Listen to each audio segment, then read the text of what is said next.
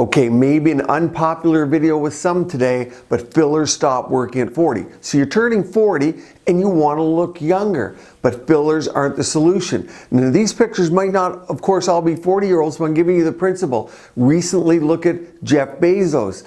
They're talking about him as Juvederm Jeff. Look at the difference in his facial fullness. Courtney Cox came out and admitted she had her fillers dissolved. She didn't look like herself, didn't recognize herself. Take Nicole Kidman here.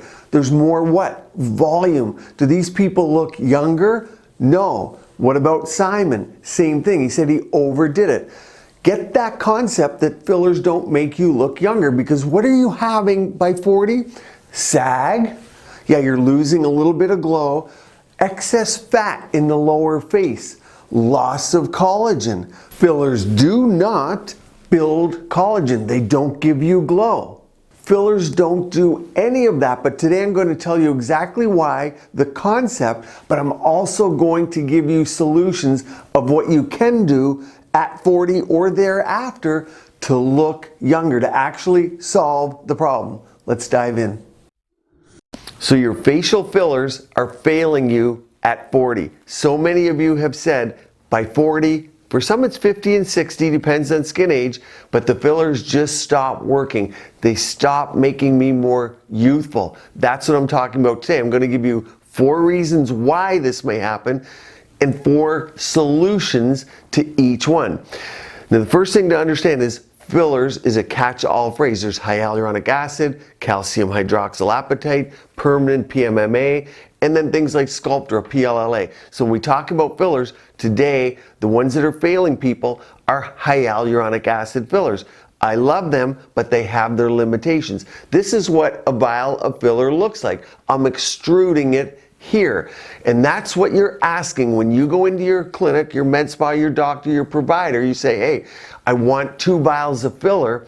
That's what you're asking for the rejuvenation. So as we go through this, keep in mind you're asking them to take 1 or 2 mils, because that's normal. The average in this country is 1.3 mLs that people use. So that 1.3 comes from the average number that somebody would get in America if they go in to get fillers, between 1 and 2 vials, because typically it's expensive, of course, they can't afford it, or the injector's recommending too little. You see the dichotomy. The average person might be getting too little, 1 to 2 mLs for the whole facial rejuvenation, or people who have money, or do it over time and it builds up, might get 5 to 10, 20 vials, and that leads to that bloating. But the average sitting in America of someone getting fillers is 1.3 mLs. Let's say 2 vials. You're asking them to do 2 vials of that and to achieve the result that you want. Now, pricing right off the bat, it's about $800 for a vial of filler. That's about standard in the country. As you go down on pricing,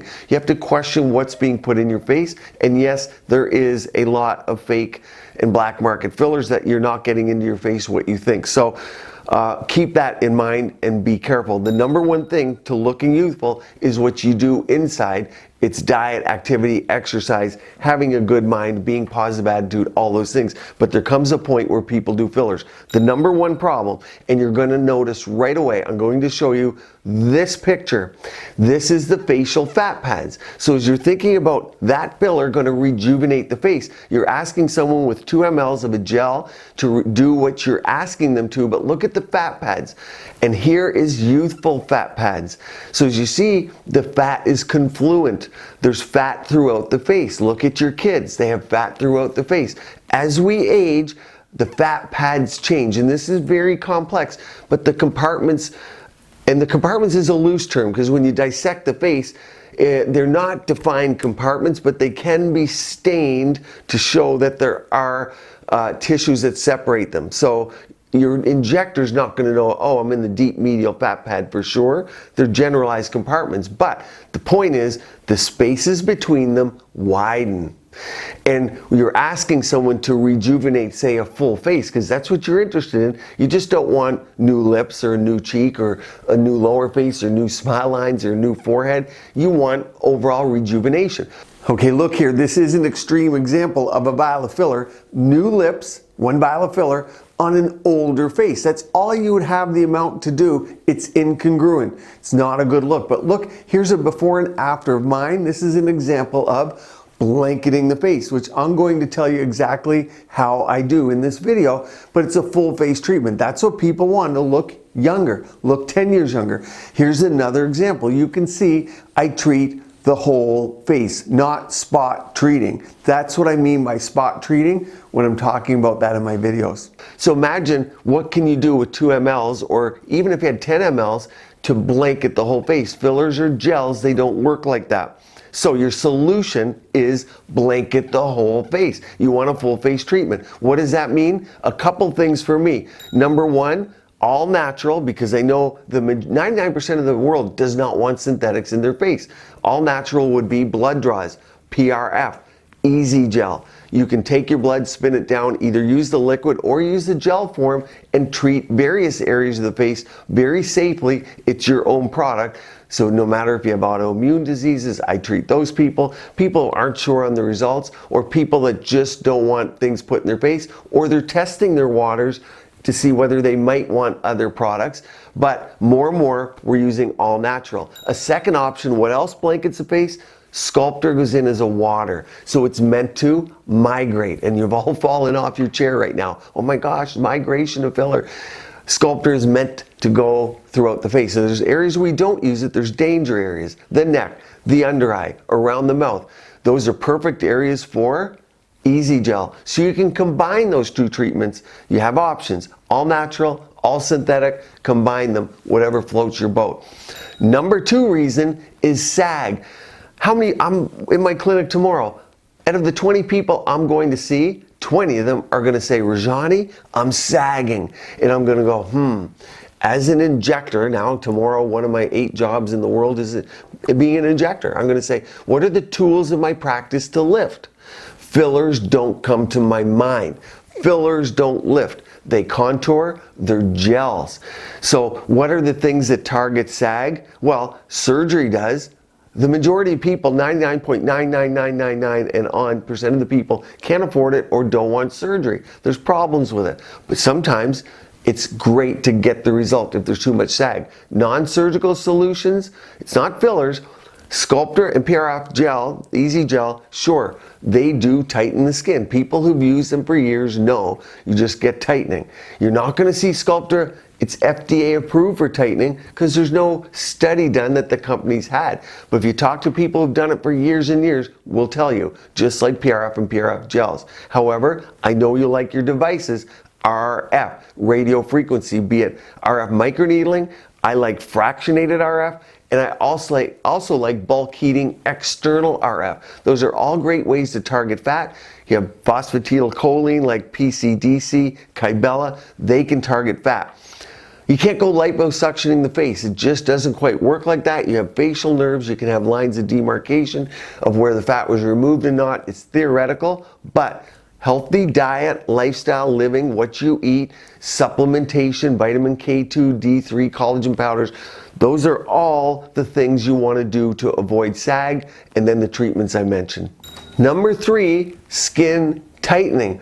You might not have sag, but you might have excess skin that you want tightened. And what do people do? They go in and they get fillers to tighten the skin.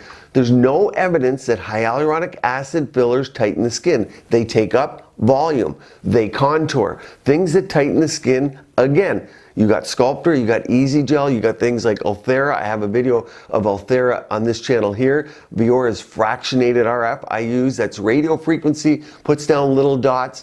There's newer treatments coming to the forefront. Watch my videos on micro coring or coring. Devices like Ellacor. You're not going to see a lot on that yet, but that removes skin with a device. It goes in, boom, boom, boom, removes, sucks out skin. So you can remove skin without the surgical scars. Those are options for skin tightening, and of course skin therapies. RF microneedling, but microneedling with PRF. I call it Plasma Glow. You can go to plasmaglow.com if you want to see those. People do Mesoglow treatments. Those are all skin therapies that help tighten the skin. IPL removes browns reds, but it's not a big skin tightener unless you go above 5 or 6 IPL treatments. It gets expensive. It's not why we use IPL. Chemical peels can tighten the skin. I love chemical peels. Those are all options to tighten the skin. Fillers do not tighten unless you're trying to take up volume, which takes me to my number 4. Hyaluronic acid fillers take up volume, but guess what happens? They draw water in. How many people do we see, and I see now, that look boggy, older, sagging down, the face is turning down? I can't even describe the look in words, but what happens is they don't look like themselves, and that's the kickback against fillers. And we don't want to kick back against hyaluronic acid fillers. They're very important, they're great, but people associate that look with them, and it happens because people are trying to rejuvenate the lower face. Especially for a female, the lower face is going to age first, and it's not the areas to use fillers because it draws water in.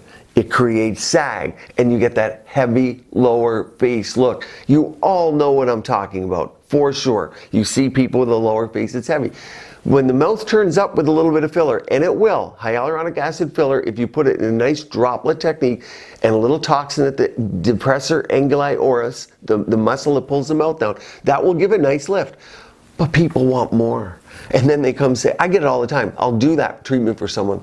And then they'll come and say, hey doc, I love the look of that. I want it again. And it's 3 weeks later. I have 10,000 patients in my database in my clinic. People want to come every 3 to 6 weeks. It's impossible to see that many people as a single provider. Of course, I have staff that work with me, but I'm telling you this to tell you the point that no longer do people come see you once a year or twice a year. They want to come every 4 or 5 weeks for a treatment. Aesthetics is skyrocketing. And the easiest thing for a practitioner to do is go bang some filler in the lower face. And then after 2 or 3 treatments, they don't even look like themselves. And then we end up dissolving. So you have to be very careful. What do I do in those cases? Deep heating RF microneedling where only the tip. Think Genius, think Lutronic has a Genius, Lutronic has an Infinity, and targeting with long duration, medium to high heat in the lower face and submentum. That's my go-to treatment for that. And RF facial contouring, Bior's FC, and there's devices like that. But putting filler in is not the right way. That's exactly why people are looking older. It's why fillers are failing them by the age of 40. So I want to hear your thoughts on this. Do you agree? Have you had it done? Have you seen people like this? Stay tuned here. Keep your skin and body beautiful, healthy, and vibrant.